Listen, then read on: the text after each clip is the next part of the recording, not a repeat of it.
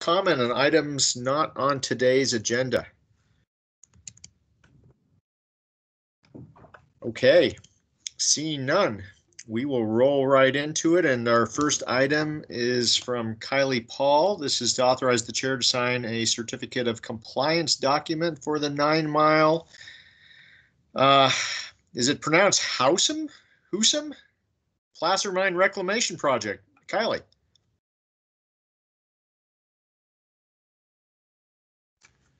I don't see that Kylie's on. Maybe we can go to number 2 and I'll call her in and see if we can't get her to join. That would be excellent. Erin Couts, are you with us? I'm here. Okay. Good morning. It's all yours. Great, thank you. So this you may remember from last year, but this is a request for the board to approve the chair to sign the annual certifications for Opportunity Resources Group Homes Pioneer 1 and 2 for the State Home Program recertification of affordability.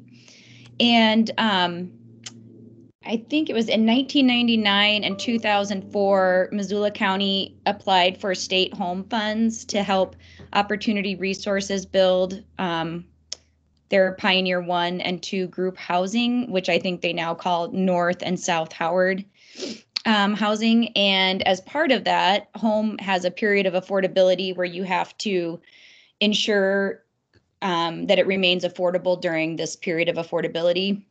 And so every year we have to do affordability recertifications where ORI goes through and lists all the rental prices, and then we have to send that to the state. So ORI has supplied us with that information, and it's just awaiting a signature, and then we'll send it off.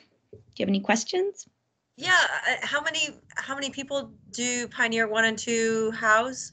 Yeah, so Pioneer 1 houses 8 and Pioneer 2 houses 9 individuals.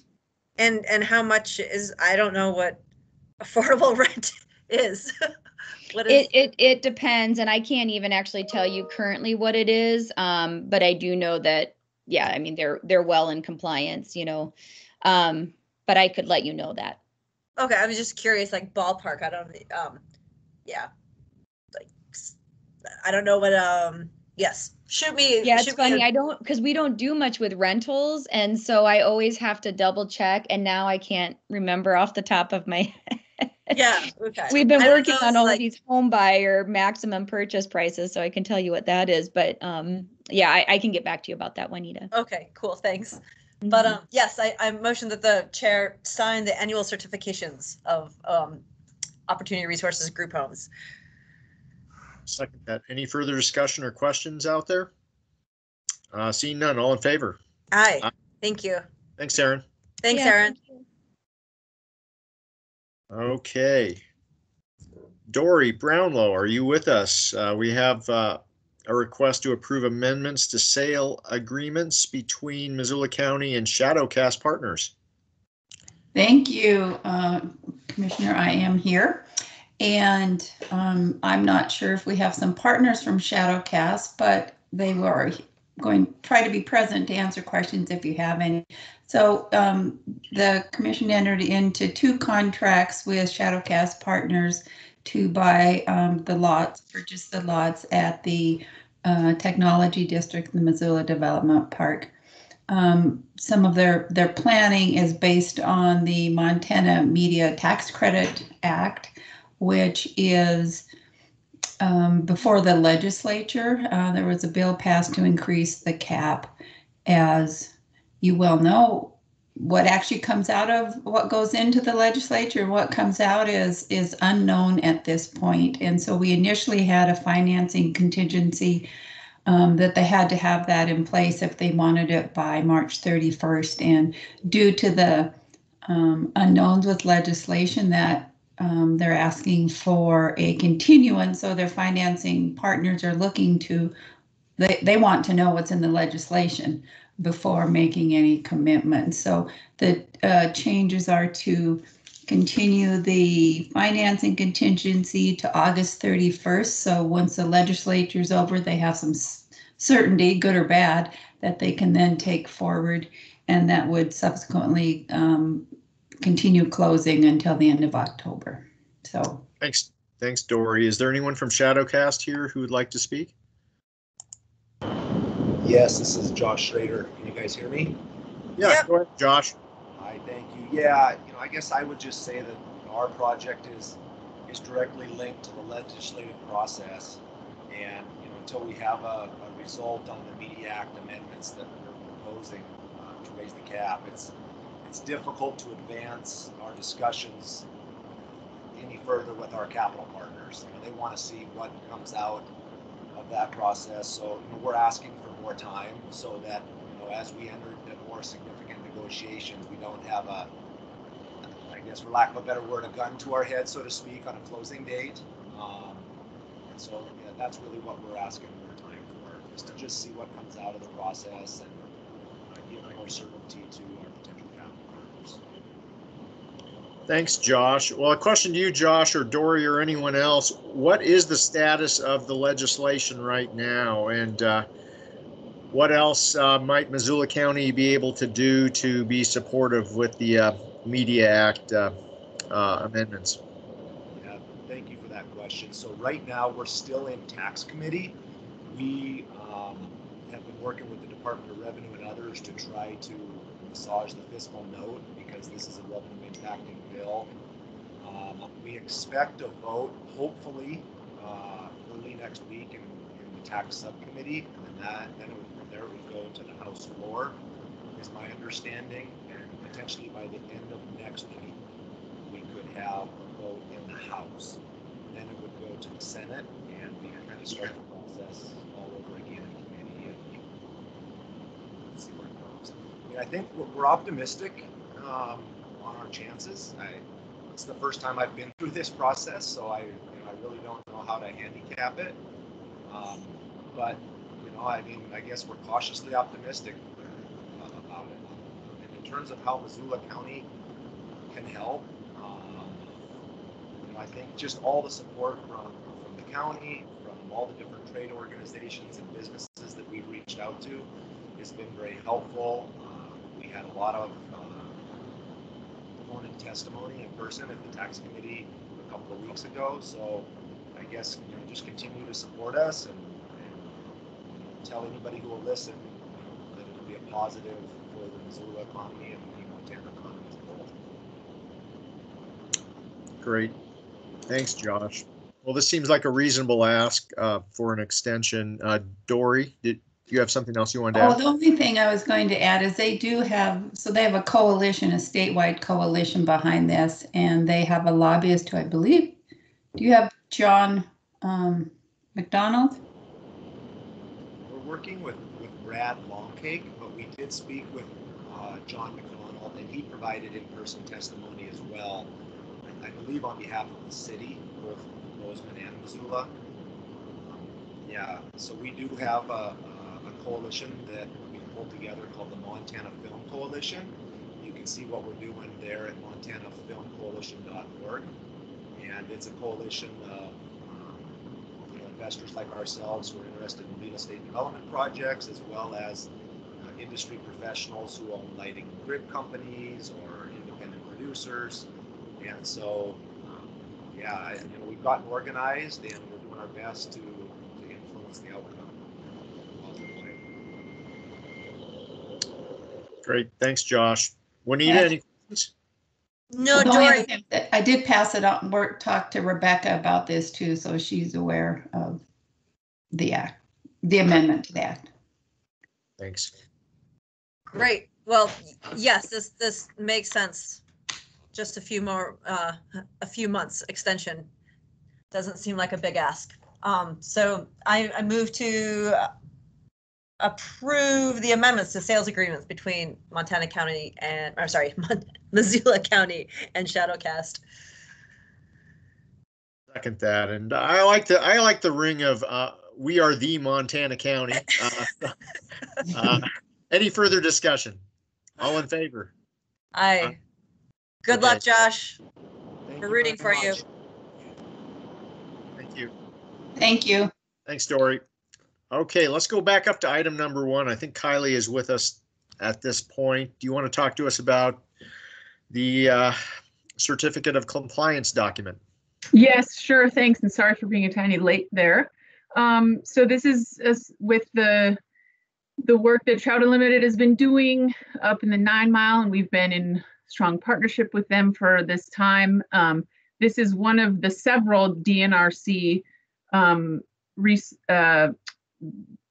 reclamation funding grants that we've been a part of and helped wrangle. And this is essentially the last step of expending out one of those for one of the phases that was completed this last year. And so this is, again, like a last step to show basically that the project was completed, that the tasks outlined in the scope of work were done, and so on. So this is essentially, yes, the certificate of compliance to then send along with the final report and other documents to DNRC for final funding push to be delivered to us that then we deliver to the Trout Unlimited. Thanks, Kylie. Which section is this one for? This is the 9 Mile Hausen Placer. This Is this what we toured last year, Kylie? Yeah. No, yes. It's funny because this part was done in like between June and September, or June and August, and then there was another section that was August, October, and so which is the next other round of funding, and so I don't honestly remember which one we went to, but it's what's that? It's in the general area. Oh, very nearby. I just don't know specifically. It was that one. Okay. Okay. No, that's fascinating. I'm really looking forward to more final reports. Yeah. We should be seeing those definitely as the summer fall progresses. Yep. So I approve I motion to approve the chair to sign the certificate of compliance document for the 9 Mile Husum Placer Mine Reclamation Project. I will second that. Any further discussion, comments, questions from anyone, including from members of the media? Okay, seeing none, all in favor? Aye. Aye. Thank you. Thank you. It's Kylie. All right, we will continue on in the original order and jump ahead to item number 4. Jason Hauser. We have a contract change order for the security desk addition in the courthouse, and I should let folks know this is a component of a comprehensive approach to beefing up security, physical, and also human resource wise in the courthouse. So Jason? Yes, so this is the change order from Jackson for $74,500. And as you put, it's for the security desk in the courthouse. They'll have raceways for monitors that will view cameras throughout the courthouse and on the grounds. Yeah, and there'll be some informational desk there too that the public can go and get information as to where they need to be or different places throughout the courthouse there also. Yeah, super excited about that, since even taking out the security piece of it, how many folks wander into the courthouse looking for directions or help knowing where to go, and they are completely lost. Juanita, and then we'll go to Jordan Hansen. Sorry, I was going to ask why is this a change order? Because I thought this was already part of the order. This is a change order to phase 5. It's just a way to address the funding part of it, my end of it, the paying of it. Got it. Okay. It's how it came across that way. Okay, thanks. Yeah. Sure. Yeah, and I can tell you, Dave, to speak to you, the security guards now, they do spend a significant time with the public and public facing, talking to them about how to get around the courthouse and where they can go and what they need. So it is very centralized location for them to interact with the public too. It's great. Yeah, a long time coming. Jordan Hansen. Yeah, thanks. I appreciate it. Just real quick, I just wasn't sure because I know you guys had mentioned a little bit about potentially some security things in the future regarding, some of the legislative laws and stuff. I didn't know if that was still kind of in the works, and if, there was, more security, I guess, additions that, had been thought about and maybe put in place. So I do appreciate that. Yeah, the answer is yes. And Chris Lonsberry, I think, is poised to answer. Hey, Jordan. Yeah, so the commissioners actually undertook a kind of a multi-year approach. And so the first step is this first year was the addition of going to RFP for the private security that we have right now, which is provided by Phoenix and the desk. That's kind of year one. In addition to that, they added one deputy for providing additional security to the district courts. And there's a request coming for this next year's budget to add 2 more deputies who will serve in those roles. The sheriff is charged by statute with providing security in the courtrooms for those. So there'll be that request to the commission this year. And that's kind of the phase-in plan for the next couple of years. If and when we receive the federal courthouse, some of those things might shift a little bit and change as more and more court functions are in that building. But of course, the federal courthouse and a move to that is still kind of in the future as we finish this due diligence piece. So awesome. That's very helpful. Thank you. Thanks, Chris. Any other questions? All right. What do you think, Juanita? Let's get her done. I request that the board, or I motion to request that the board approve Jackson Contracting contract change order number 7. I will second that. Any further discussion? All in favor? Aye. Aye. Let's get that desk built. Thanks, Thanks, Jason. Thank you. Bye-bye. Thank you. Adrian Beck, we have a request to authorize the chair to sign Lumen Master Service Agreement.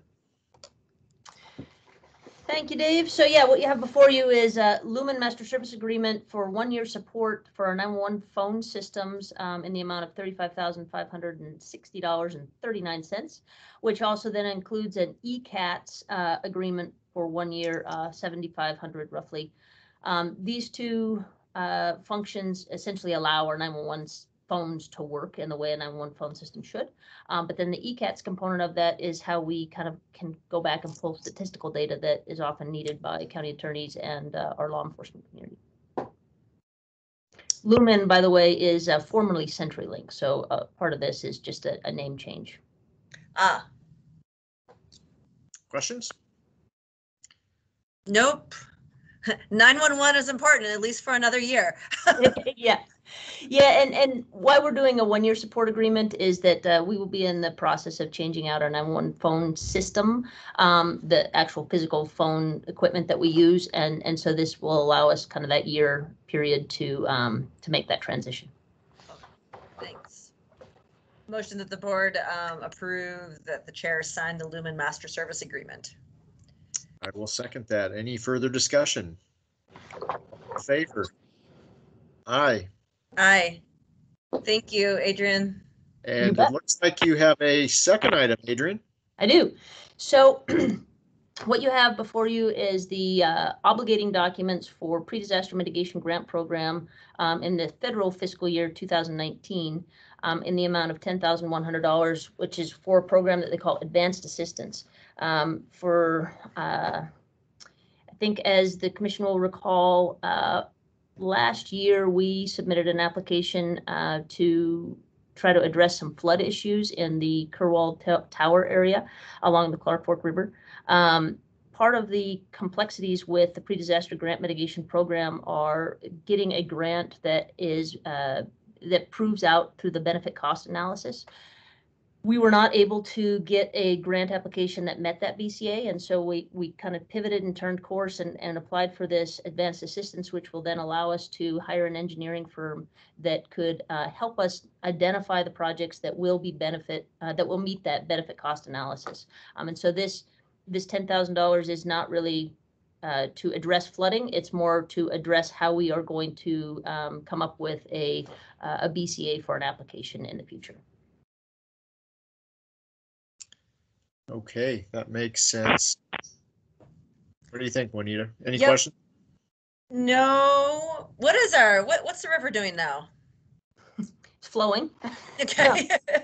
No, we're keeping an eye on snowpack right now in anticipation of flood season. The snowpack is not overly remarkable this year, but we do expect that we will see the seasonal flooding that we typically do. Okay. Great. I approve our motion to approve that the chair sign the obligating documents for a pre-disaster and mitigation grant funding program. I will second that. Any further discussion or questions? All in favor? Aye. Aye. Thank you. Thank So you. Adrian, a couple other things. First off, is there an opportunity to preemptively reach out to folks in the Orchard Homes area just to provide them with an update of what planning, such as what we just discussed here, what planning's in the works? Because undoubtedly, what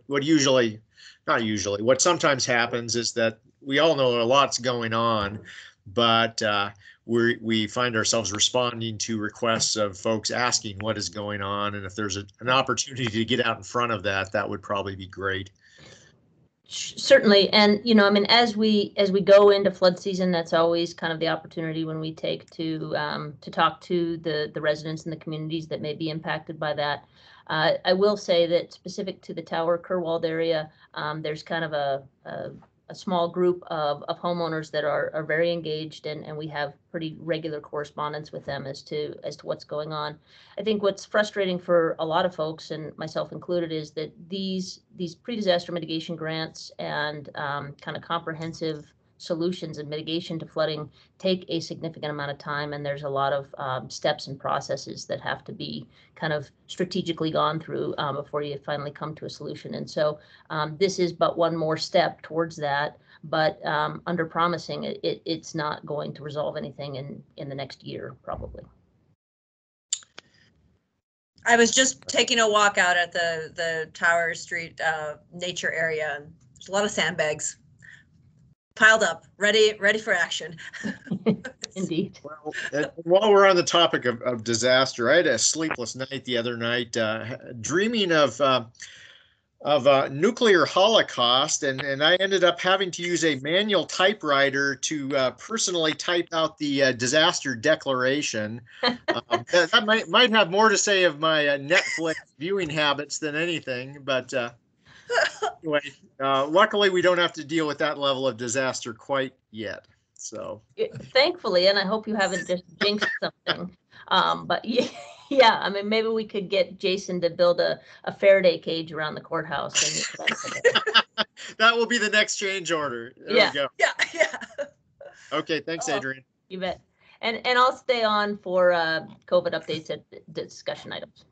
Thanks. Okay, very good. Chris, you have an item or two here for us. Yeah, I have the next two items. Thanks, commissioners.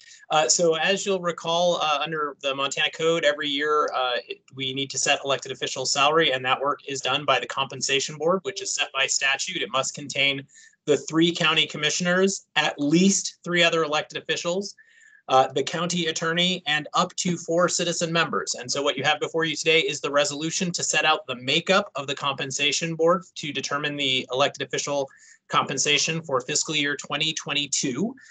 So this resolution just spells out who those participants will be. I am really excited to say that we have another citizen member joining this year. So a 3rd citizen member, Steve Johnson, who some of you may know, was the longtime HR director and chief operating officer for Missoula County for many years before defecting is the word that I'm going to use over to the city, which provided me the opportunity to become the chief operating officer. So I can't be too mad at him, but is also, Steve worked for many years on the Board of Personnel Appeals, has a great deal of experience in the realm of compensation and personnel administration.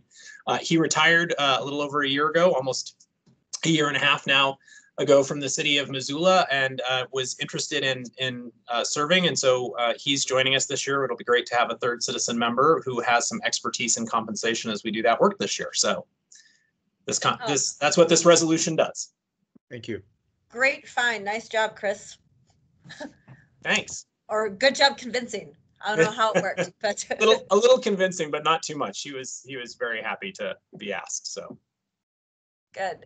I motion that the board approve fiscal year 2022 compensation board resolution. Thank you. I'll second that. Any further discussion? All in favor? Aye. Right. Thank you. And Chris again. Yeah, so I have the next one too here. So this is an employment agreement with Andrew Chorney, who is our current Chief Financial Officer, to serve in that role for another 3 years. This is our standard employment agreement that we do for your highly compensated employees, such as your chief officers. We did negotiate with him. I did on your behalf through that. And so the terms that we reached are exactly what we talked about during that. And that will start his rate at $63.50. And the contract runs for 3 years through April 30th of 2024. Thanks, Chris. Any questions? I don't know. This Nope, guy's I'm- real slacker. Andrew, Real do you slack. want to negotiate in real time here? No, I endorse this agreement. I think it's a good idea. Okay. I think it's very important that Chorney, who's been in this pandemic, lead us out of this pandemic and to recovery. Thank you. And lead us out of the pandemic on a passenger train. How about that? There we go. Okay. Was that a I- motion? I move that the board approve employment agreement with Andrew Chorney to serve as the Chief Financial Officer from Missoula County for a term of 3 years. I will second that. Any further discussion? All in favor? Aye. Aye. So Welcome thank you, aboard again. commissioners. Yeah, I am going to try to use our new e-signature platform called ReadySign, which I'll probably have to ask Violet for help for to get this to your inboxes and Andrew's inbox. So if you don't see that by later today, that's because I'm trying to learn new technology, which will be a feat in and of itself. It's not because Andrew has been summarily dismissed. It is not. Okay. All right. Thanks for that. Anything you want to say about this employment agreement, Chris? Sure, just a quick update. This is just a temporary modification to pay rate. Abby Barrow is the clinic manager for partnership. She has taken on a great deal of additional duties related to their vaccine distribution. As you know, partnership was one of 15 federally qualified health centers to get direct allocations of vaccine to assist in our vaccine efforts across the community, starting with their patient base and following the phases. Abby has taken on a great deal of extra duty for that. So this is to temporarily recognize that work through the end of June, which is the end of her employment agreement. And then there'll be a regular new employment agreement that comes. But we felt this was merited based on the extra duties she's had to take on related to the work that they're doing currently. Okay, thanks. Any Great. questions? No, absolutely. Let's, I motion that the board approve the amendment 2 to Exhibit B of employment agreement between Abby Barrow and PHC. Second that. Any further discussion? All in favor? Aye. Aye. Thank you so Thanks, much. Abby. Thank you. Kyla, an appointment of Emily Brock to the Transportation Technical Advisory Committee. Yes, good morning, Commissioners. Dory Brownlow is the current employee representative, and she's going to resign. So this request is to appoint Fairgrounds Director Emily Brock to this advisory committee effective today, March 25th. And I'm assuming Emily has agreed to such an appointment. Can anyone verify that? Anne was kind enough to have that conversation with Emily, and I won't say whether or not Anne had to twist any arms.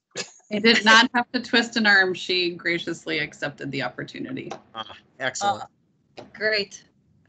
I motion that the board appoint Fairgrounds Director Emily Brock as the Missoula County Employee Representative to the Transportation Technical Advisory Committee. I will second that. Any further discussion? All in favor? Aye. Thank you, Emily. Wow. Yes. Yeah. Thanks, Emily. Thanks, Kyla. All right, so ends our action items. Moving into correspondence. Dory, do you want to say a few words about this Big Sky Passenger Rail Authority letter from our board to the board of directors of the authority? Yeah, I certainly will. So, although Dave found a little typo we need to work on this morning, but we'll do that formatting. So we thought it would be useful to sort of set send to the board members some more detail about everything that Missoula County is doing on behalf of Big Sky Passenger Rail Authority, just so they understand if in the future there's one or more aspects of it that Missoula County would like to pass on to the board. And so we just kind of went through the different departments and bulleted the services that we have been providing, just to make sure everyone's aware, because as when you're not in the middle of it, sometimes you don't realize what goes on behind the scenes.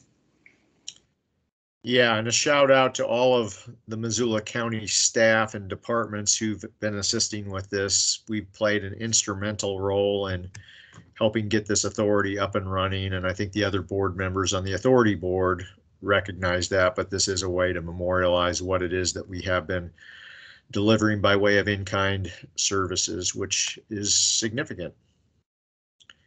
We need any questions? No, and the copy, the one we're looking at, is this the one that you're going to fix typos on, or is it? There's just some extra formatting in the 5th line on page 2. Yeah, it looks a little funky. Okay, great. Yeah, that's what Dave caught. So we'll. Yeah, this is great to have it all in a page and a half lined out. Andrew or anyone else who's been involved in this want to say anything? David Wall? Andrew?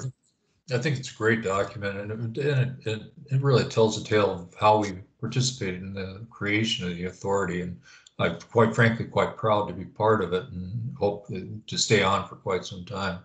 Enjoyed it thoroughly. Yeah, thanks so much, Andrew. Yeah, I'd agree. I just appreciate the opportunity to actually be a part of this and be in the finance committee. So it's really exciting. I'm glad to take part. Thank you all. Thank you. And I guess while we're on the topic, and this will, once the formatting's fixed, will come by way of DocuSign or whatever the successor to DocuSign is that we're using these days. But a couple other announcements. The authority will be expanding here in the next month. Carbon County has petitioned to join the authority. I just received word last week from Stillwater County that they are interested in joining the authority. And next week, Lewis and Clark County over in Helena, they will be having their final public hearing to contemplate voting on joining the authority. So all good. Yeah. Dave, is Bighorn in? Bighorn is still on the fence. Oh, okay. Yeah. Okay. The offer certainly still stands for them to participate if they'd like. And Custer, they will, and as will Custer at some point. But okay, any other questions, comments, questions from the media? Okay, the one last thing I'd say is I was interviewed by a CBS news correspondent from San Francisco recently who drove all the way up here to Montana to meet with myself, folks up in Havre, folks over in Deer Lodge about passenger rail. So there will be a story coming out of San Francisco in the Bay Area soon. And also, I think Allison's probably aware of this. High Country News will probably be doing a feature at some point too. So great. I see a hand up. Martin Kidston. Good morning. I just wonder, since the legislature's in session, have you been able to test the temperature there?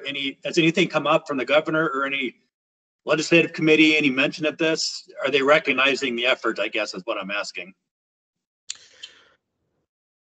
Well, let's put it this way. This legislature seems in keeping with every other legislature in recent memory on this issue. There's an unfortunate disconnect between local government officials and state legislators who might be representing those counties, and that's seen played out right here, and that you would think there'd be a whole lot more enthusiasm and engagement given the level of diversity across the state of Montana among participating counties in the authority. That's not been borne out. We tried to get preemptively in place some enabling legislation at the state level, such that if the federal government moves forward with authorizing the establishment of multi-state rail commissions, that Montana would be poised to participate in that. It's there's still an ever so slim sliver of a possibility that even post-transmittal we might be able to get something through on this, but nothing definitive at this point. So not a whole lot to report, Martin. I've been trying to keep the governor in the loop and his staff, and they're at least aware of what the rail authority's been up to. Thanks. You bet. Okay, moving on.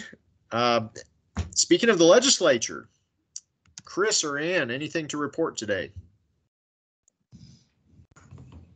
Commissioners, I don't have anything specific as we go forward, and I know you have two other items, so we can bounce back to this if any of you have anything, but I don't have anything specific. Dave, you had asked about House Bill 223, and we now have a message drafted to go to our delegation on that. That, of course, is the immigration detainer bill. So, okay. Very good. Well, let's segue back in the discussion item list then to a Burlington Northern proposed cleanup plan. Travis, do you want to talk to us about this? Morning, everybody. I think actually Todd is going to take the lead on this. Okay. So I'll tag Todd in. Thanks. Sure. I'll tag in. Good morning, everybody. So the update today concerns the Burlington Northern Fueling Facility. This is a long-standing facility. It's been an active rail yard since the 1800s. MRL currently operates this. BNSF is still the owner. See if I can share a little site map for you here real quick. Thank you. I was just about to ask. Where is this place, right? So back in the mid 80s, this site was starting to be investigated for contamination. So this is basically a place where locomotives would be fueled, where a lot of fuel was stored underground as well.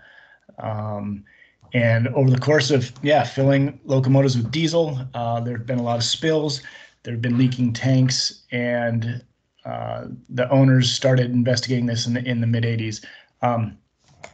So you can see on the map, it kind of extends. Let me see if I can make this bigger. Thanks. Is that better?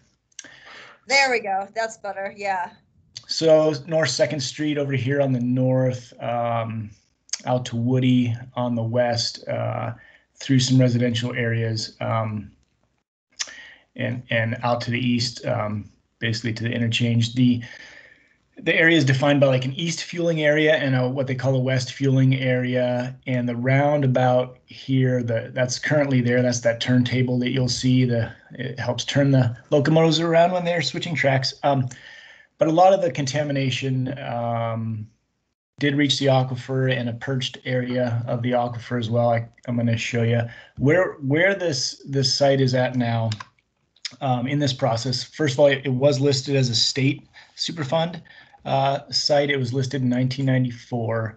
The EPA and consultants started their preliminary assessment in the 90s after a lot of the contamination was detected by the owners. They were removing, thousands of gallons of free product or diesel fuel from the aquifer kind of throughout this process. So there have been a lot of remedial actions kind of as this process has moved forward. The remedial investigation was completed in 2000. There have been multiple iterations of the risk assessment that was done in 2015, and the feasibility study was just completed in 2019. So here is where we're at with the proposed plan stage. So comment is open on that, and basically in the feasibility study, a number of cleanup alternatives were proposed, and the proposed plan is DEQ's preferred alternatives listed out for what should be done to the site. The comment period right now is open till April 2nd. However, there was a public meeting last night, and there was a lot of interest in extending that. And so stay tuned. There may be a longer deadline for that comment period. After the comment period, the record of decision would be complete by July 31st, assuming the April 2nd comment deadline. And then remedial action and operation and maintenance would proceed from there. So that's just kind of where we're at in the process. From removing diesel in 1985 to 2021, now we're getting to that point of doing some more thorough cleanup. So this map is, I like this figure they provided in the proposed plan. Just because it really shows you the history. So there have been soil contaminations and then groundwater contaminations primarily. So petroleum hydrocarbons, polyaromatic hydrocarbons, so the contaminants that result from combustion of petroleum products, more dissolvable, like extractable petroleum hydrocarbons, and metals. Those have probably been the big categories of contamination on this site. In the red here, in the outline of the red, is the historic level of contamination in the regional aquifer, and then the filled in red shape is the current plume. Similarly, over here in this eastern side of the property, eastern fueling area, so that area has decreased quite a bit. And then in the blue, that would be what they call the perched aquifer. So, there's some clay lenses out there, and the water table is about 25 to 35 feet below ground surface for that perched area. And so they show how that's decreased over time. Where they're at right now, okay, so yeah, this is just spelling out the exact the exact contaminants of concern, the COCs. So when you have a contaminant of potential concern and it exceeds the site-specific cleanup level, then they become contaminants of concern. So you only have to clean up contaminants of concern. I think the biggest take-home from this slide that is important, really, that the Water Quality District is really concerned about, and others, is basically the risks that have led to developing the site-specific cleanup levels all assume commercial industrial use of the entire site. So in parentheses here, this would, there would hypothetically and assuredly be different COCs identified if the site was to be assessed for residential use in the future. So in DEQ's proposed plan, they have 12 different cleanup options, and they statutorily have to address certain requirements for a cleanup site, and no one option will address all of those requirements. And so they've chose these three: bioventing, natural source zone depletion, and monitored natural attenuation to address the contamination. And they are using some institutional controls, primarily zoning and assuming commercial anticipated future use of commercial industrial. Hey, Todd, what do you mean by natural source depletion and forget the, yeah. Oh. What's that second bullet mean? Natural source zone depletion is basically different from just letting things sit, in the fact that they drill injection wells and monitoring soil gas wells throughout the property, and watch how the petroleum is naturally degraded in these different source zones. So in the deeper soils, in the shallower soils, and then down in the aquifer. So it's active in the sense that they're actively watching it, but it's not active in the sense that they are doing anything, speeding up any. Yeah, exactly. Yeah. The biggest one would be bioventing, and that's this figure here. They can inject oxygen into the ground and then also withdraw gases, extract gases, and really help oxygenate those lower levels of contamination. And on this site, that's that's a really great alternative. I think DEQ's done a great job, throughout the process, analyzing and doing pilot studies with this. But the groundwater in this area fluctuates. I think they, somewhere between, in the range of 12 to 15 feet with seasonal groundwater changes. And so when it does that, it creates a smear zone of petroleum contaminants that are on the groundwater that then absorb to the soils, and then the groundwater recedes, and so now it's in this unsaturated zone. And when it is in that unsaturated zone, it's really prone to microbial breakdown, and this bioventing encourages that even more. It adds oxygen to the soil, and they've had a lot of success already with their pilot studies of bioventing on the site. So that bioventing is going to be their big remediation effort there. Okay. Thank you for explaining that. Yeah, I think so. That's all I have as far as slides. I don't know. Can you go back to the residential? So Todd, unless I'm missing something, this seems to fall well short of the mark of the level of cleanup necessary to achieve the goals in the downtown master plan for Missoula. Am I missing something here? No. No. So part of their proposed plan, I'm trying to stop sharing here. Part of their proposed plan requires consulting with local officials to establish past use, but also anticipated future use. And they do speak to that in the plan that is far back as 2009 in the master plan that intended use of areas like this in Missoula are for residential and recreational use, and there's a high need for more infill in the downtown corridor. And if you look at historic photos, this site is not being developed in any significant degree. Like this area in the eastern part of that roundhouse is all been vacant for a long time.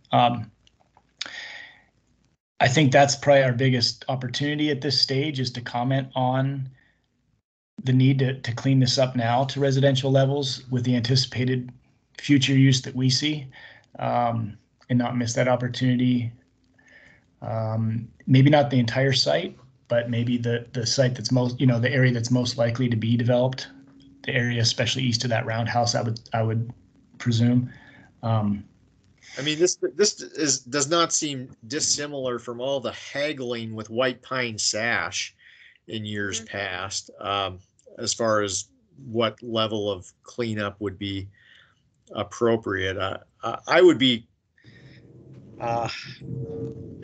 completely supportive of trying to work with the city and support the city with. I don't know where they are at in terms of responding. I can't help but think that they would be supportive of cleaning up to residential standards, but I would take my cues from the city a little bit, and certainly like to support whatever we can do to ramp up the level of cleanup at this site.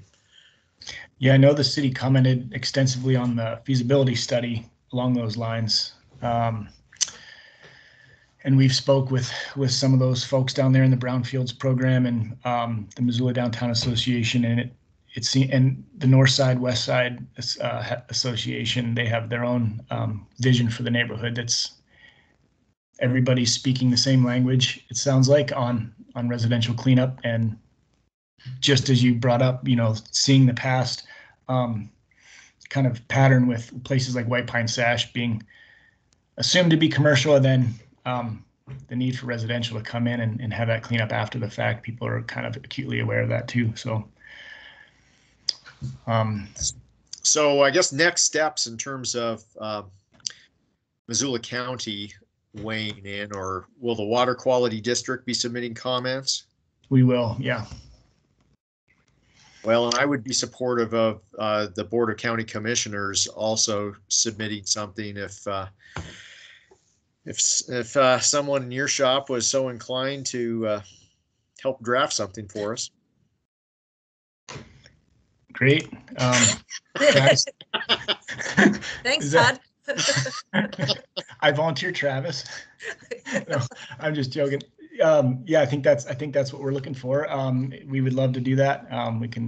We can aim to do that for the April 2nd deadline, Travis, and keep our fingers crossed that'll be extended. Yeah, there was quite a lot of public comment to requesting to extend that deadline. So it might be nice if the commission supported that effort as well.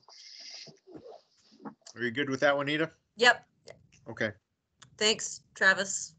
Yeah. Thanks, Travis. Thanks, Todd. Appreciate it. Thank you. Sure. Thanks. Okay. We've got a few minutes left. Adrian Beck, anything you want to add for COVID? You know, I certainly would entertain any questions that the commissioners or anybody else have. But I think the big news right now is just opening up vaccinations to all Missoula County residents 16 and older come Sunday. And, you know, the important thing for folks to know and to think about is that as we look at 16 and 17-year-olds in Missoula County, that, you know, the messaging right now is really around making sure that they know that they need to have a parent or guardian with them to get a vaccine.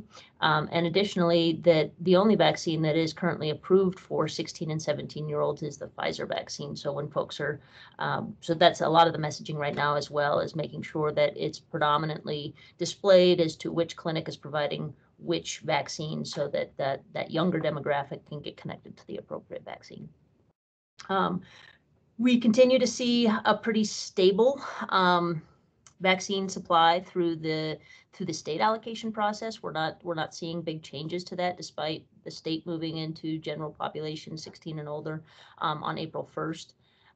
So our strategy continues to be working with some of those medical providers who can do focused vaccination clinics and focused vaccination appointments by way of directly communicating with their patient base, but also having an adequate supply, and adequate being relative to our vaccine supply, obviously, but adequate opportunities for public clinics. And so the Lucky's public clinic that the Missoula City County Health Department operates, you know, has a lot of capacity and really is just hampered by vaccine supply, as well as the University of Montana, and kind of as I've described it before, kind of this teeter-totter between the University of Montana public clinics and the Lucky's public clinics is really just in an effort to make sure that we have multiple options for folks, different days of the week, different times of day, but also to ensure that when second doses come due, that we're not bottlenecked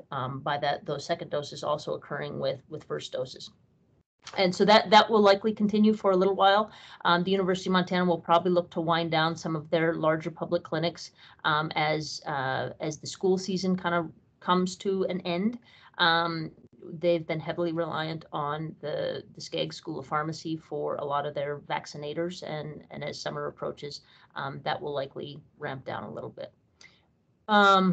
Additionally, with Partnership Health Center, their federal allocation that Chris alluded to when we were talking about Abbey Barrow, their federal allocation that is not tied to our state allocation continues to be in pretty stable supply, not seeing that that's going to increase or decrease predictably in the near future. And so our efforts right now are really just supporting them with their public clinics that are occurring at the fairgrounds.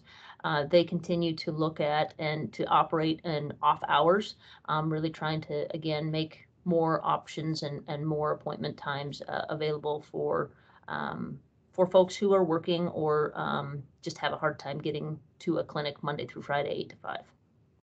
Hey, Adrian, what are the supply lines, or like what are we getting now into the county as far as vaccines So next week we will get kind of a one-time bump in that we are slated to get an extra tray of Pfizer. But you know, our weekly allocation from the state has been pretty steady at 2,800 new first doses, where we have traditionally gotten 2 trays of Pfizer, and then 600 to 800, that kind of fluctuates, of Moderna. Next week, we've made the request to change out our Moderna for Johnson & Johnson, and we think that that's going to happen, but we just don't know yet. Johnson & Johnson is the single shot administered dose, and a lot of our providers, specifically those that are in some of these smaller type settings, have been requesting Johnson & Johnson just because of the logistics around that, and it's a lot easier to kind of administer vaccine to people in a more convenient way with a single shot dose. And so we're hoping to get more of that into the community. And, you know, over time we will. The Johnson & Johnson production is currently being kind of upfitted and upscaled, and we will start to see more of that being available. But right now it is kind of a finite supply of the J&J. Okay, and then how much does PHC get? Not of J&J, but just in general, what's their allotment? PHC has a capped allotment at 1,500 new first doses every week, and that, you know, they saw a kind of a one-time throttling of that, and that was due to a federally wide supply issue. But all indications are is that will continue at that 1,500 dose as well. And then the federal pharmacies, or I always say that, I apologize.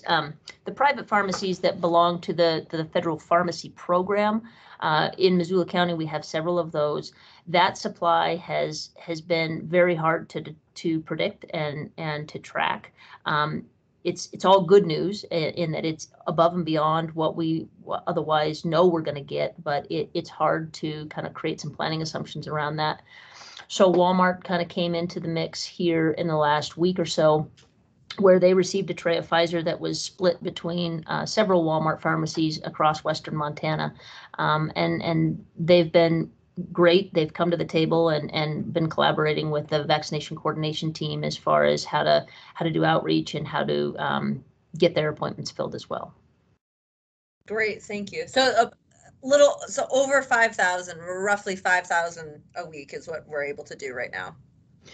Right, and you know, we see these kind of sporadic bumps as we go along. So last week, when we look back at the week, so every Monday we get an update from the state as to how many doses were administered in Missoula County in the previous week, right? And so we had on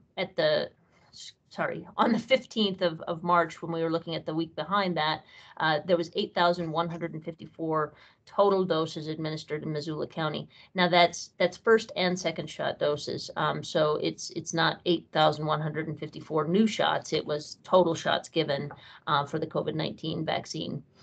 And then in this week on Monday, when we look back for the previous week, that was down to 6,030, and that's not to indicate that, you know, our vaccination partners weren't vaccinating people. That's just what the supply was for both first and second shot. So you do see these bumps every now and then, and you know, in 3 weeks we'll see another big bump because it'll be the second doses of those that were in that 8,000 allotment. Thanks, Adrian. Thank you. Well, we probably need to wrap up here. I know many of us have meetings right at 11 o'clock. Is there anything else that we need to address today? Okay. Thanks, everyone. Thanks, We'll see you everyone. next week. Thank you. Goodbye.